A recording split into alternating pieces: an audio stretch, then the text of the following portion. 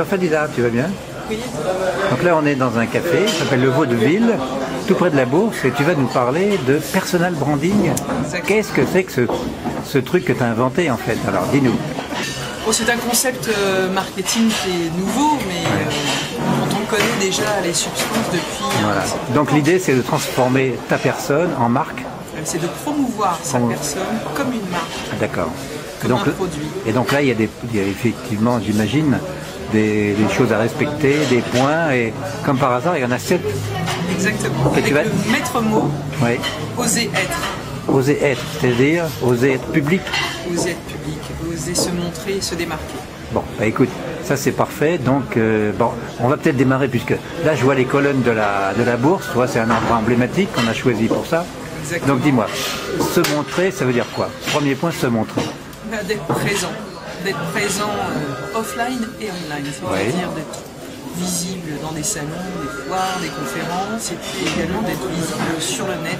Oui, et ça c'est difficile, mais comment on fait là? Parce que tu dis, il faut se montrer, mais il y a les méthodes aussi. Ah ben oui, alors je ne vais pas revenir sur comment on change de métier, le changement de vie, où il fallait définir un projet, et donc à partir, en définissant son projet, on va visualiser tous les salons, les forums, les conférences qui sont en lien avec son projet. Et également les forums, les blogs, les sites, s'y montrer en les fait. groupes. Et il faut se montrer, il faut publier, il faut également prévoir des questions lors d'une conférence pour se démarquer. D'accord. Bon, bah ça, le point numéro 1 me semble assez clair, donc maintenant on va aller au point numéro 2. Donc c'est le leitmotiv. Exactement, qui peut prendre la forme d'un mot, d'une phrase, d'une chanson, quelque chose que l'on va inscrire sur un bout de papier, qu'on va coller sur... C'est quoi ton leitmotiv? Ah, moi, mon leitmotiv c'est... j'ai du succès dans mes affaires, j'ai du succès dans mes amis, je change souvent, et je dis pas le reste, parce que c'est bien le secret. Alors, moi j'ai un petit truc, moi aussi j'ai un leitmotiv secret, mais pour le voir, il faut que tu ailles dans ma salle de bain, je l'ai écrit sur un papier, avec la pâte à fixe, je l'ai mis sur le miroir, donc tous les matins je le sais. Exactement, il faut réciter ça tous les matins et tous les soirs, comme une prière. Ah bah c'est bien. Bon bah écoute, avec ça va être 2 points déjà. Mais je vois que tu as changé de tenue, là. Tu as ton petit chapeau hollandais, là, c'est ça? Exactement, avec la petite flamme. Ça, il se distingue. Voilà. Et là, maintenant, c'est le point 3, donc ton look. Formidable d'ailleurs aujourd'hui. Alors qu'est-ce que tu as à nous dire là-dessus? Après, c'est comme l'atmosphère, il faut avoir un univers, quelque chose qui vous démarque. Alors, c'est une signature, un style, des couleurs, mais qu'il faut savoir décliner dans toute situation. Aussi bien au travail que pour l'afterwork, les conférences, que pour les dîners. Donc, à la limite, il faut acheter ses fringues toujours chez le même faiseur. C'est un peu la marque de fabrique, non? Oui, ou avoir, si on a, effectivement, si on n'a pas trop de facilité à construire, on va dire, son style vestimentaire, c'est aller au même endroit et de pouvoir décliner. Alors, tu as ta casquette, moi j'ai mes chapeaux, et puis quand je vais au marché, je suis pas en chapeau, mais en béret. Tu sais qu'il y a quelques années, moi j'avais une cravate, et chaque fois qu'on me prenait en photo, j'avais la cravate sur l'épaule. C'était mon signe de reconnaissance. Alors ça voilà, c'était un style. C'était ça, hein? Exactement. Bon bah écoute, là on en est au point 3, donc maintenant on va faire le point 4. Alors celui-là, maintenant on en est au 4e point qui est la posture. Qu'est-ce que tu entends par posture? Eh bien, il faut avoir à la fois le profil haut et le profil bas. Le profil haut, c'est dans de la tenue. Généralement, pour marquer, pour se démarquer, il faut détendre ici au niveau des épaules et surtout ouvrir. C'est pas très joli. Pas de bras croisés, pas de trucs comme ça. Exactement. D'être comme ça à l'aise, ouvert, aware, comme dit un certain philosophe. Comment? Un certain philosophe dit qu'il faut être aware. Aware, d'accord. Bon, on verra ça plus tard. Oui. Et après? Donc le profil haut et profil bas, c'est pas l'arrogance, justement, c'est d'avoir l'écoute. Faut pas la ramener, c'est ça? Voilà. Avoir de l'écoute, questionnement et évidemment s'intéresser à tout et à tout le monde. Faire en sorte que les autres soient intelligents, même si tu l'es plus qu'eux. C'est ça? Oui, ça bon, c'est ce que maîtrisent d'ailleurs les grands PDG, maîtrisent le profil bas. D'accord. On est un peu dans la manipulation, comme le spectacle de Gérard Miller? Non, quand même pas. Non, pas à ce point. D'accord. Non, pas à ce point. C'est être disponible. C'est avoir le profil haut, c'est pas être arrogant, c'est simplement avoir une bonne tenue. D'accord.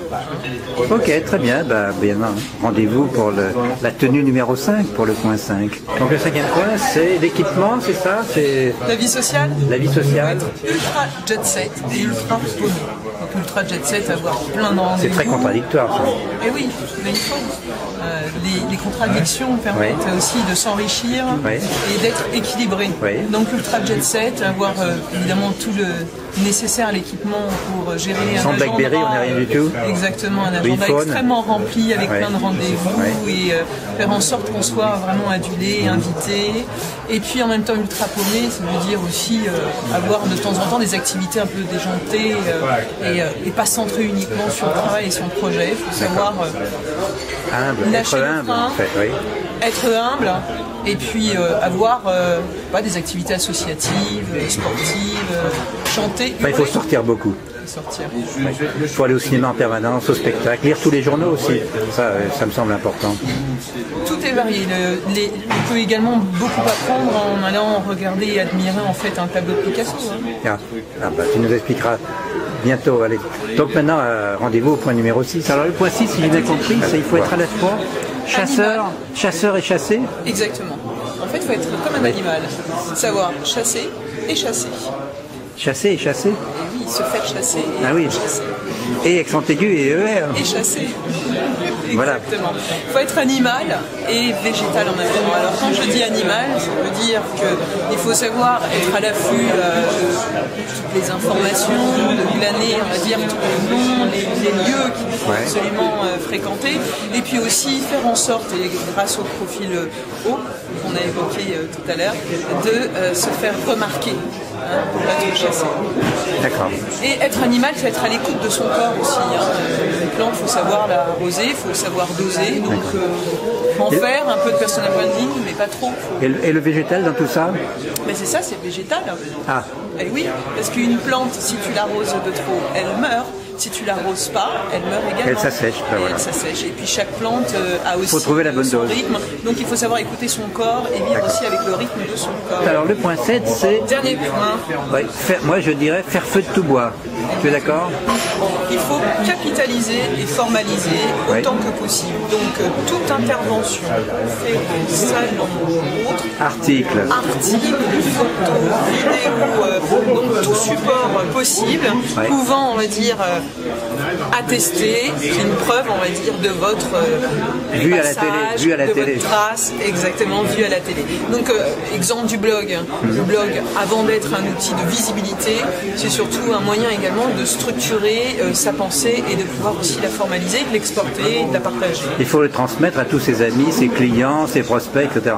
Exactement. Donc à faire des journalistes des listes, des groupes auxquels on va mettre un mot-clé et puis en fonction de l'information qui peut être déjà une annonce, bientôt je serai là ou je vais participer à tel et tel événement, et puis ensuite revenir vers eux avec le compte rendu.